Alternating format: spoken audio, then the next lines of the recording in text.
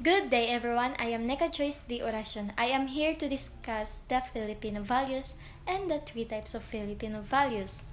Filipino values refer to the set of values that are significant and inclined with one's culture, like family, relatives, ancestor, or friends. It preserves social harmony that promotes connection, unity, and may understand set of people. It includes the inimitable collection of dependable philosophies, moral codes, ethical practices, etiquette, and cultural and personal values encouraged by the family or the society they belong. We have three types of Filipino values, which is bahala na, manyana habit, and utang na loob. Bahala na is a Filipino way of expressing a fatalistic attitude towards life, a way of taking risks under uncertainties. Relatively, saying bahala na is not indicative of giving up and succumbing to the problem. It can be more like facing the problem head-on. In some situations, bahala na is being said when the outcome of something depends entirely on luck.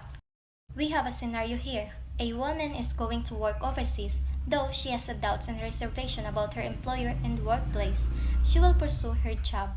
Her attitude is showing bahala na. It's better to gamble than do nothing. If something bad will happen, that's the way it is. It's my fate. God will never abandon me. Becomes a negative attitude if it makes one self-negating, has a fatalistic attitude, and surrenders to fate. Becomes a positive attitude if it raises one's courage and determination, became persistent despite the uncertainties, and allows one to cope with unpredictable and stressful situations. So now, let's proceed to the mañana habit. Mañana habit is the regular tendency or practice of putting off until tomorrow what can be done today. It tends to occur subconsciously, like most of our procrastination problems. It is a way of thinking and doing acquired through previous repetition of task avoidance experiences. It is common to consider it a sign of laziness, but even hard-working people may have it. Let's proceed to the scenario. When your boss told you to distribute a document so others can read and sign it, you still have 3 days before the deadline. You can send the document first thing in the morning, but you didn't listen to your boss. You're always saying Mama Yana. However, if you send those documents a day before the deadline, it is unlikely that you will get them to read and sign. People have other things to do. Unless you send the documents at once, it won't be on their calendar. Instead of having enough time to work on a task, the employee will cram with the limited time he or she has because he or she did not work on the task ahead of time. This attitude has a big impact to the business. Utang na loob means debt of prime obligation. However, its full meaning in all its ramifications.